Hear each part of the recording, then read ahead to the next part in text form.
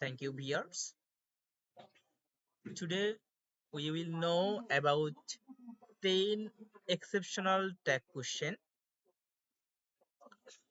So আমরা আজকে 10টা ব্যতিক্রম ধর্মী ট্যাগ কোশ্চেন শিখব। প্রথমত, Omicron has said the medical scientist thinking a new. এই বাক্যটার মধ্যে আমরা দেখতে পাচ্ছি কোনো ট্যাগ কোশ্চেন নেই, সুতরাং এই বাক্যটার কোনো ট্যাগ কোশ্চেন আমরা করব না। এরপরে এখানে we hope we will overcome it soon. এখানে উই হোপ এটা একটা ক্লোজ এবং we will overcome it soon এটা আরেকটা ক্লোজ। সো এই বাক্যটা যখন আমরা ট্যাগ কোশ্চেন করব সেই ক্ষেত্রে আমরা দেখতেছি দুইটা সাবজেক্ট এবং দুইটা ভার্ব আছে। তো এইটার আমরা কোনটা দিয়ে ট্যাগ কোশ্চেন করব এটা আমাদের জানার বিষয়।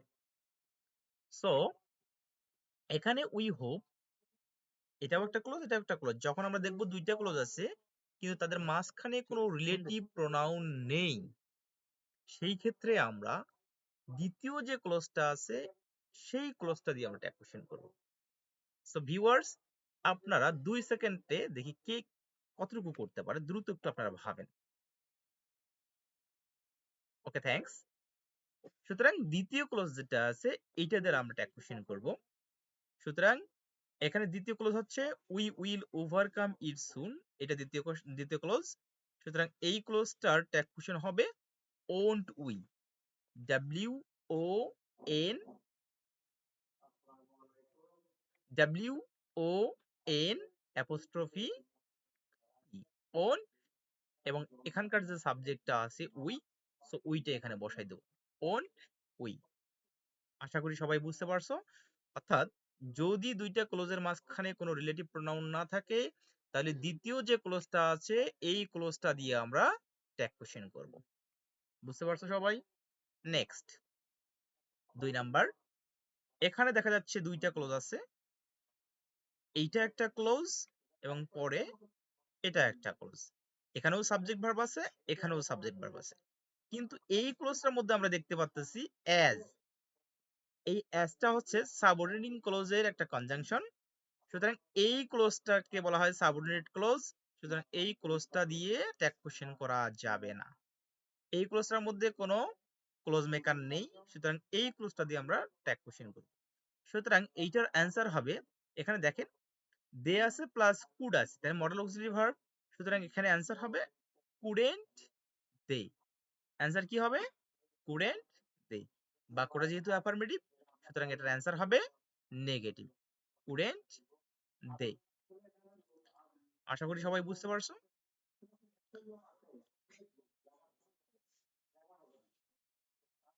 এরপরে এখানে আমরা 2 এর আবার আরেকটা এ নাম্বার আছে, এখানে আমরা একটু দেখি। তো এখানে যদি আমরা দেখি we hope that nobody will derail from the right পথ। এখানে উই হোপ, এখানে দ্যাট আবার কনজাংশন আছে। আমরা জানি দুইটা ক্লোজের মাঝখানে যদি রিলেটিভ প্রোনাউন থাকে তাহলে পূর্বের ক্লোজটা দিয়ে ট্যাগ কোশ্চেন করতে হয়। অর্থাৎ রিলেটিভ প্রোনাউন যুক্ত এইটা ক্লোজ আছে রিলেটিভ প্রোনাউন যুক্ত, সুতরাং এটা দিয়ে ট্যাগ কোশ্চেন করা যাবে না। কিন্তু যদি কখনো ড্যাট রিলেটিভ প্রোনাউন হিসেবে থাকে তাহলে ড্যাটের পরের যে ক্লোজটা আছে এইটা দিয়ে ট্যাগ কোশ্চেন করা যাবে বা করতে হবে। সুতরাং ড্যাট যুক্ত ক্লোজের ক্ষেত্রে প্রিন্সিপাল যে ক্লোজটা এটা দিয়ে ট্যাগ কোশ্চেন করা যাবে না। সুতরাং এটার ট্যাগ কোশ্চেন হবে উইল দে, কারণ উইলস অক্সিলারি ভার্ব এবং এখানে নোবডির পরিবর্তে সাবজেক্ট হিসেবে বসবে দে। সুতরাং অ্যান্সার হবে উইল দে। আশা করি সবাই বুঝতে পারছো। এরপরে 3 নাম্বার, 3 নাম্বারটা এবং 4 নাম্বারটা, এখানে দুইটা যে নাম্বার আছে এখানে দুইটার মধ্যে দেখেন ইনভার্টেড কমা দ্বারা আবদ্ধ আছে, এটাও ইনভার্টেড কমা দ্বারা আবদ্ধ আছে, এটাও ইনভার্টেড কমা দ্বারা আবদ্ধ আছে। সুতরাং সেই ক্ষেত্রে আমরা কিভাবে ট্যাগ কোশ্চেন করব এটা একটা জানার বিষয়। আপনারা একটু মাথার মধ্যে চিন্তা করেন এই দুইটা ট্যাগ কোশ্চেন কিভাবে করা যাবে। 2 সেকেন্ড।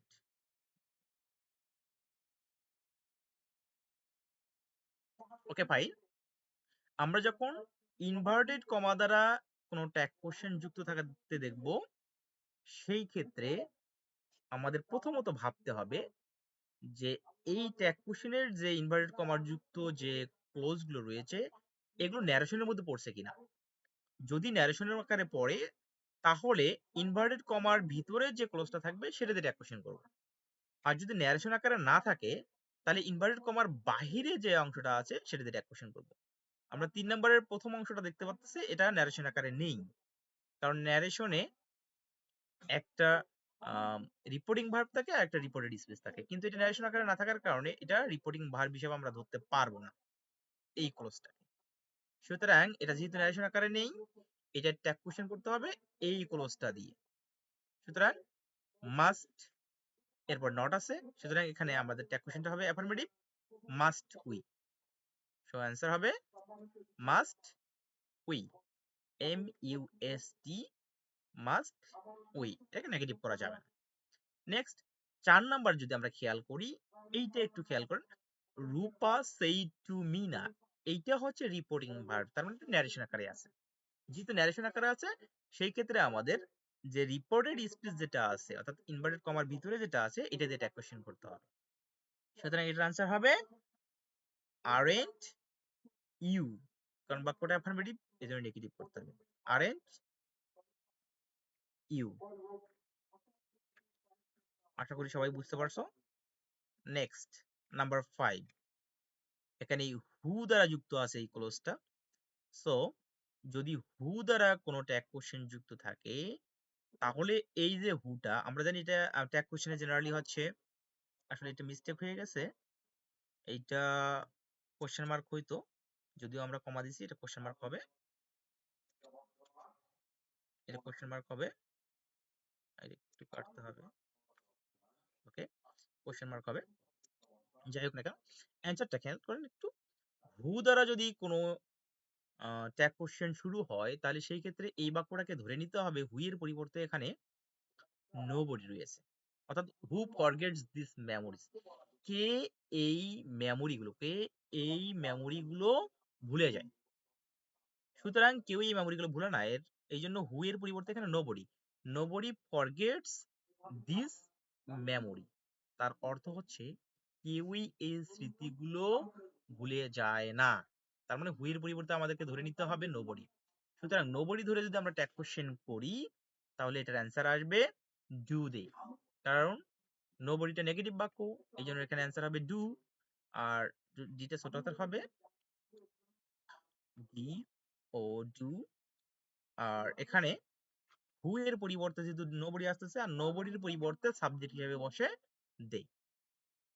আশা করি সবাই বুঝতে পারছো 5 নাম্বারটা। এরপর আবারও বলতেছি, হু এর পরিবর্তে আমাদেরকে ধরে নিতে হবে নোবডি আছে, সুতরাং নোবডি যদি থাকে সেই ক্ষেত্রে ট্যাগ কোশ্চেন হয় ডু দে। এরপরে 6 নাম্বার, 6 নাম্বারে এখানে প্রথমেই হ্যাভ আছে, have a try to form this habit of morning walk. আমরা হ্যাভ থাকলে অনেকেই চিন্তা ভাবনা করি যে হ্যাভ অক্সিলারি ভার্ব, সুতরাং এখানে হ্যাভ নট হবে, কিন্তু আসলেই না, এই বাক্যটা একটা ইম্পারেটিভ সেন্টেন্স, কারণ বাক্যের মধ্যে আমরা জানি যদি বাক্যের সাবজেক্ট না থাকে সেই বাক্যটা ইম্পারেটিভ সেন্টেন্স হয়, আর ইম্পারেটিভ সেন্টেন্সের সাবজেক্ট ইউ উজ্জ থাকে। সুতরাং ইম্পারেটিভ সেন্টেন্সের ট্যাগ কোশ্চেন হয় উইল ইউ অথবা ওন্ট ইউ। সুতরাং আমরা এটা দুই ভাবে করতে পারবো, একটা হচ্ছে will you oblique, will you oblique won't you, WON apostrophe T won't you. কারণ এটা যেহেতু অ্যাফার্মেটিভ বাক্য, ইম্পারেটিভ সেন্টেন্স যদি অ্যাফার্মেটিভ হয় তাহলে সেই ক্ষেত্রে আমরা দুই ভাবে করতে পারি, একটা হচ্ছে উইল ইউ অথবা ওন্ট ইউ, যে কোনো একটা করলেই হয়ে যাবে। এর আঙ্গিকে আমরা 7 নাম্বার সেন্টেন্সটা যদি একটু খেয়াল করি, থ্যাংক ইউ ভেরি মাচ। তো আমরা জানি থ্যাংক ইউ ভেরি মাচ এটাও একটা ইম্পারেটিভ সেন্টেন্স। এই বাক্যটা একটু আমরা 2 সেকেন্ড সময় নেব, আপনারা একটু ভাবেন কিভাবে করা যায়। ওকে ফাইন, থ্যাংক ইউ যদিও এটা ইম্পারেটিভ সেন্টেন্স, কিন্তু থ্যাংক ইউ এর সাবজেক্ট হিসেবে ইউ উজ্জ থাকে না, মূলত এখানে সাবজেক্ট আছে হচ্ছে আই, মনে করতে হবে যে এখানে সাবজেক্ট আছে আই। সুতরাং আমরা যদি ট্যাগ কোশ্চেন করি তাহলে আইকেই সাবজেক্ট হিসেবে ধরতে হবে।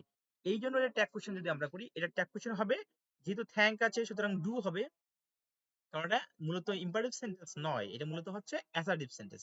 এই জন্য ডু এর সাথে ডন্ট, সরি ডু এর সাথে নট হবে, এই জন্য don't, D O N apostrophe T, don't, এরপরে হচ্ছে আই, ডন্ট আই।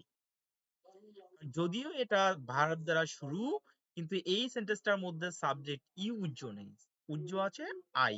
এই জন্য আই যেহেতু উজ্জ আছে, এই জন্য বাক্যটা আসলে ইম্পারেটিভ সেন্টেন্স নয়, এটা আমাদেরকে ধরে নিতে হবে এটা অ্যাসার্টিভ সেন্টেন্স। সুতরাং অ্যাসার্টিভ সেন্টেন্স হলে আই থ্যাংক ইউ, তার মানে আই থ্যাংক, এটা হলো প্রেজেন্ট ইনডিফিনিট টেন্স, আর প্রেজেন্ট ইনডিফিনিট টেন্সের অক্সিলারি ভার্ব ডু অথবা ডাজ, এই জন্য don't I. Clear it? Okay, next number 8। আমরা যদি 8 নাম্বারটা খেয়াল করি, এটা একটু বোঝার বিষয়, so important. The father rose in him, এখানে ফাদার রোজ ইন হিম, তার ভিতরে পিতৃত্ব জাগ্রত হয়েছে। অ্যাট দিস সাইট, এই মুহূর্তে, এই মুহূর্তে তার ভিতরে বা হচ্ছে এই দৃষ্টিতে তার ভিতরে পিতৃত্ব জাগ্রত হয়েছে। সুতরাং এখানে পিতৃত্ব জাগ্রত হয়েছে, পিতা জাগ্রত হয়েছে তার ভিতরে। মূলত এই যে এটা পুরোটাই, এখানে এখানে ফাদার বলতে ফাদারের পরিবর্তে হি বসবে না, মূলত হচ্ছে তার ভিতরে যে পিতৃত্ব জাগ্রত হয়েছে, সুতরাং এটা বোঝাচ্ছে একটা অ্যাবস্ট্রাক্ট নাউন।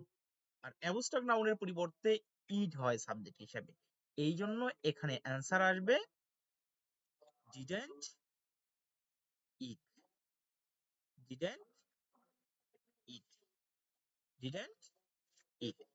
আশা করছি এটা সবাই বুঝতে পারছো। এবং এরকম অনেক ধরনের বাক্য থাকতে পারে, মাদার রোজ ইন হিম, এরকম হতে পারে যে তার ভিতরের মাতৃত্বটা, এরপরে বেস্ট রোজ ইন হিম, তার ভিতরের পশুত্বটা জাগ্রত হয়েছিল, এরকম থাকতে পারে, অনেক ধরনের বাক্য থাকতে পারে। সুতরাং এই ধরনের যদি হয় যে father rose in him, mother rose in him, beast rose in him, তার মানে তার ভিতরের যে হচ্ছে বস্তুটা জাগ্রত হয়েছে, এটা বোঝাচ্ছে। এই জন্য এটা হচ্ছে subordinate clause, sorry abstract noun হিসেবে ধরা হয়, আর অ্যাবস্ট্রাক্ট নাউনের পরিবর্তে সাবজেক্ট ইট বসে। ওকে, এই ধরনের যদি কোনো ট্যাগ কোশ্চেন থাকে, তাহলে অটোমেটিক্যালি আমরা ডিডেন্ট, এই ভার্বের উপর ডিপেন্ড করবে, ভার্বটা পাস্ট টেন্স হলে ডিডেন্ট, আর প্রেজেন্ট ফর্ম হলে ডন্ট অথবা ডাজন্ট, ডাজন্ট ইট। আর এখানে যেহেতু ভার্বটা পাস্ট ফর্ম, এই জন্য ডিডেন্ট ইট। আশা করি বুঝতে পারছো। Number 9, number 9, to tell a lie is a great sin. So এইটা একটু ভাবেন, সবাই একটু ভাবেন যে এটা অ্যান্সার কি হতে পারে। 2 সেকেন্ড সময়।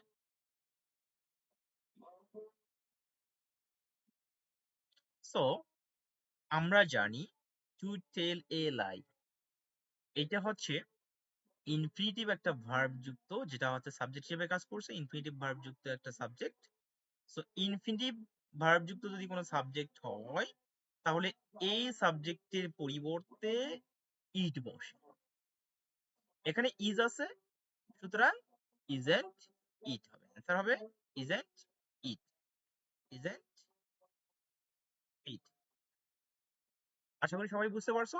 এরপরেও যদি কারো কোনো সমস্যা থাকে, এই ধরনের যে বাক্যগুলো, আমরা জানি ট্যাগ কোশ্চেন টোটালি হচ্ছে পরীক্ষায় 5টা আসে, এসএসসি এক্সামের ফাইনাল এক্সামে 5টা আসে, আর 5টার মধ্যে পাস মার্ক, আর তার মধ্যে এরকম ব্যতিক্রম একটা করে দিয়ে থাকে, যেগুলো দেখা গেছে ম্যাক্সিমাম স্টুডেন্টই পারে না বা ভুল করে ফেলে।